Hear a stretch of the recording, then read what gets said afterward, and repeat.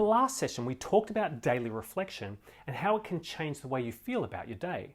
But sometimes the emotions we deal with are more than just feeling exhausted and having a few bad days in a row. Sometimes we have bigger emotions that need our attention. Emotions like anxiety, nervousness, frustration, or even just being constantly overwhelmed with deadlines and commitments. Our ability to deal with emotions is one of the greatest performance skills that we can master. For most people, emotions are the key driver of their behaviors. Now, when that emotion is good, then things go well. But if the emotion is not ideal, then this becomes a problem.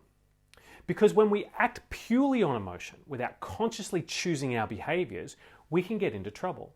But if we learn how to perform at our best, regardless of what emotion we're feeling, then we can perform at a higher level more often. And your focus planner or any blank journal is a great place for this to happen. One of the simplest things that we can do to neutralize emotions is to do an exercise called labeling. Now, labeling involves just giving the feeling a succinct description. And the research on this is pretty compelling. Studies show that people with performance anxiety before an exam can suffer up to a 10% drop in their test score.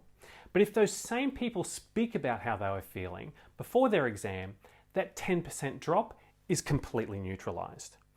But there is a way for these people to perform even better. Instead of just talking about the feeling, if they actually write down a succinct description, then not only do they neutralize the performance drop, they actually increase their test scores by a further 5%. That's a 15% swing just from the power of writing.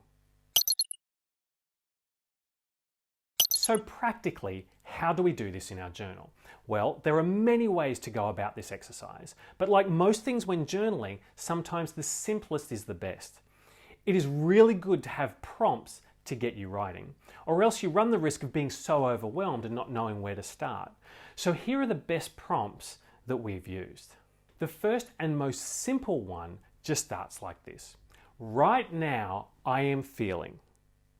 And then you just go ahead and write down what you are truly feeling. It might be 1 word or 5 words, but try to make it pretty succinct. A great follow-up to this is to write, I am feeling this because. After which you might write down what happened to get you here, or maybe you start writing about the thoughts you have or the thoughts you should have. There are a million different iterations of this. In the follow-up lesson, we will list a few different examples of this to get you started, and also some other follow-up questions that will help you deal with emotions more effectively and build some really good habits that will stop negative emotions from getting the best of you in the future. You can do this when you feel a particularly troubling emotion, and you'll find it makes you feel a lot better.